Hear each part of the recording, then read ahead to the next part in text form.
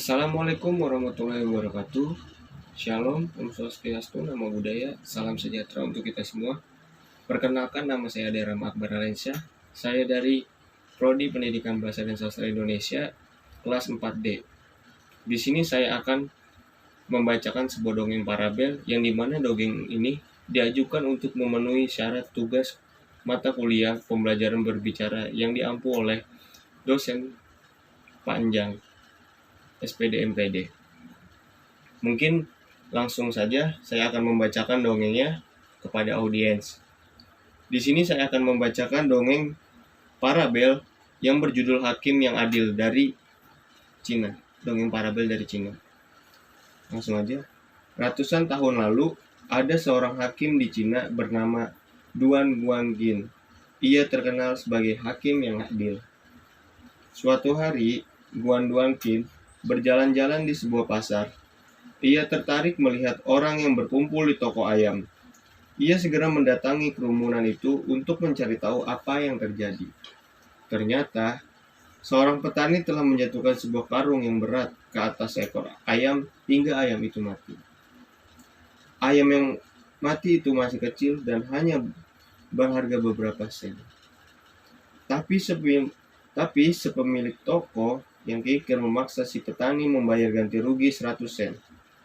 Si pemilik toko berpendapat bahwa ayam kecil itu akan tumbuh menjadi ayam besar yang harganya 100 sen. Jadi si petani harus membayar 100 sen. Salah seorang dari kerumunan itu mengenali Duan Guangjin. Buatlah keputusan yang adil atas kasus ini. Yang mulia, kata orang itu. Orang ini telah ceroboh menjatuhkan karungnya sehingga membuat ayamku mati. Ayam ini akan dihargai 100 sen dalam 2 tahun lagi. Itulah mengapa aku meminta membayar 100 sen, kata si pemilik toko kepada Duan Guangjin. Duan Guangjin mengangguk dan berkata, harga ayam ini 100 sen, jadi kau harus membayar 100 sen, kata Duan Guangjin kepada petani. Kerumunan orang itu tertegun mendengar keputusan Duan Guangjin yang tidak merasa kasihan kepada si petani tua yang miskin. Mendengar si pemilik toko gembira sekali mendengar keputusan itu. Kau memang adil yang mulia, kata si pemilik toko sambil mencium tangan Duan Guangjin. Tidak ada hakim yang lebih adil darimu, katanya lagi. Hukum selalu adil, katakan padaku, berapa banyak gandum yang dimakan ayam dalam setahun? Tanya Duan Guangjin kepada pemilik toko. Sekitar setengah karung, kata pemilik toko. Jadi dalam 2 tahun ayam itu menghabiskan sekarung gandum? Bukan, kata Duan Guangjin.